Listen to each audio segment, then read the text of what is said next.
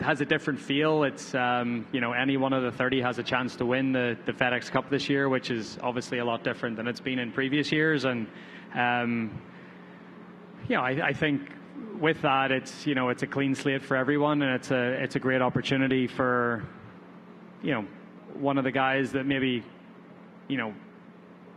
wasn't a huge part of the season to put their hand up and have a chance to win the big prize at the end of the year. And it's also a great opportunity for some of the guys that have had great years to sort of rubber stamp the season a little bit and end on a really, really positive note. So it's I think there's still a lot to play for this week.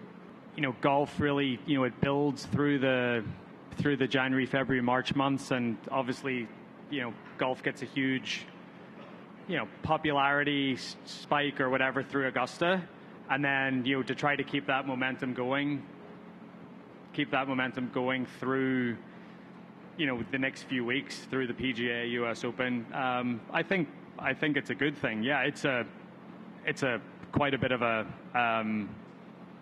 workload for the players to play that much golf in that stretch, but I think it's not as if we're having to travel halfway around the world to do it. These are all pretty easy stops on the East Coast for the most part, and but I think it'll be good. It'll be a good schedule, and I think if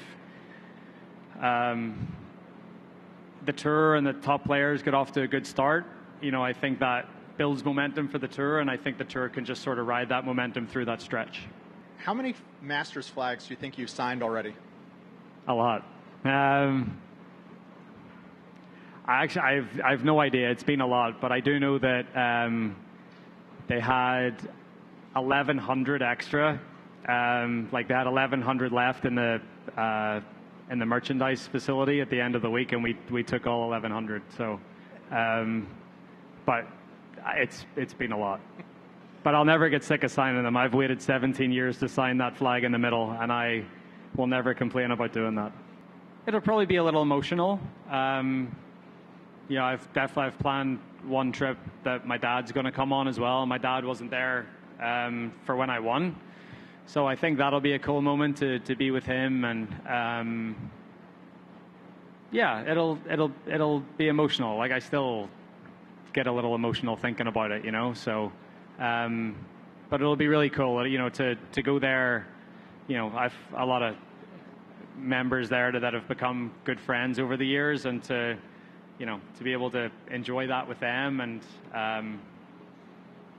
play the golf course again and sort of reminisce over the good and the bad that happened over the course of the week. It's that'll be really cool.